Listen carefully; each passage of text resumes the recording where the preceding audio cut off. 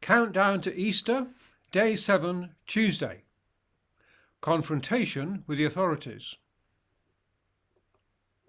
Hi, I'm Andy Rowland, and I've written a novel about the last days of Jesus, or Yeshua of Nazareth. We've now come to Tuesday, the day after he had cleared the temple of the money changers and the dealers in cattle. And here we have my description of what the confrontation with the authorities was like.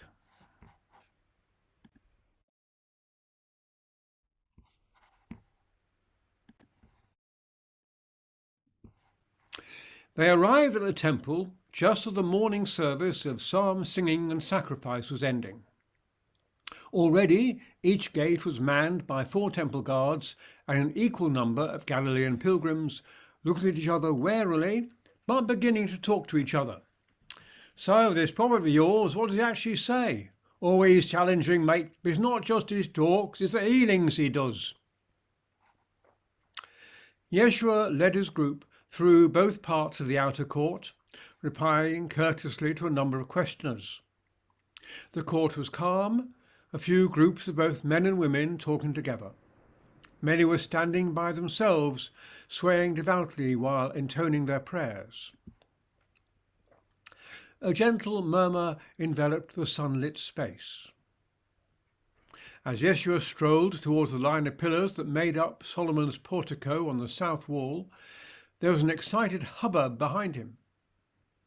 He turned to see a small crowd coalescing round a group of a dozen leading priests, Torah teachers, and official members of the Great Council.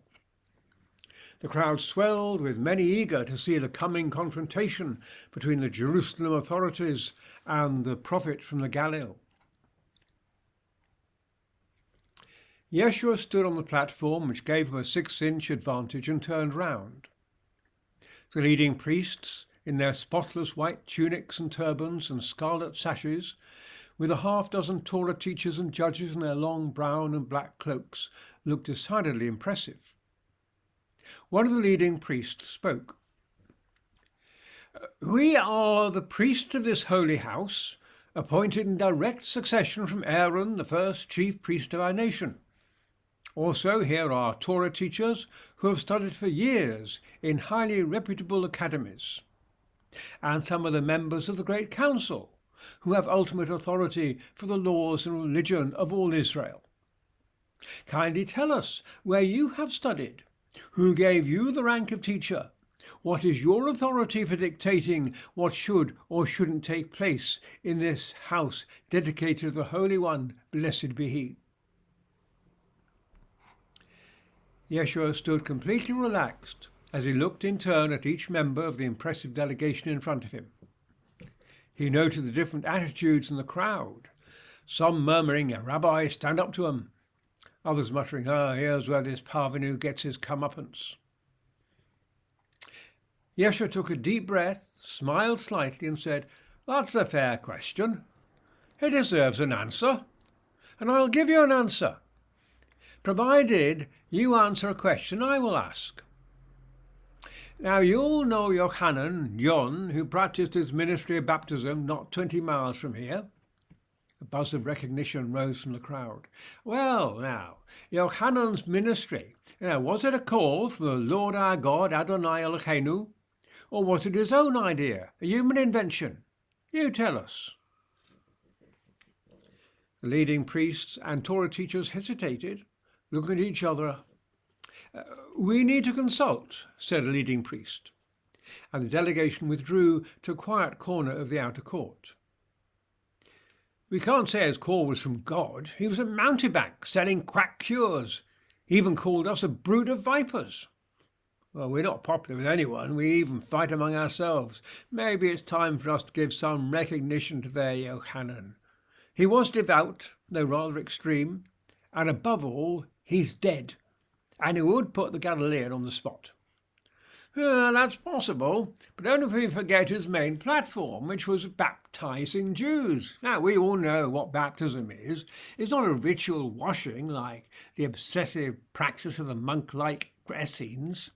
It's going under the water, giving up your life. Is what we expect the Goyim to do, the Gentiles to do, if they want to join the community of Israel. And that's right, because they have to give up their old life and make a brand new start. But this Yohanan, he called his fellow Jews to be baptized, as if there's no difference between Israel and the Goyim. As if, in fact, we Israelites are Gentiles. He basically excommunicated everyone who disagreed with him, including us. We have to be careful. This ignorant crowd know nothing of the Torah. They all believe that Yohanan was a great prophet. This Yeshua has already used the crowd to kick the perfectly legal traders out of the temple. He could turn them against us in a flash. It's just too dangerous. We'll just have to put the best face we can on it. The group of leading priests, Torah teachers and council members walked back to Yeshua with as much dignity as they could muster. Well, gentlemen, what's your answer? We have considered carefully and have decided that there are so many issues at stake that we can't make a definitive statement at this moment.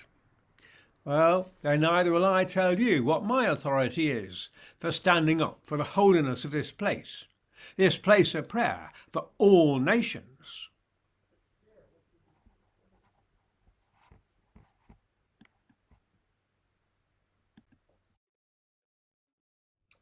The confrontation with the authorities continued with Jesus telling a very sharp story about some tenant farmers looking after a vineyard for an absentee owner. And it ended in a very dramatic way and a direct attack on the temple authorities. Tomorrow, we will hear about some of the debates that went on around Jesus in his time in the temple.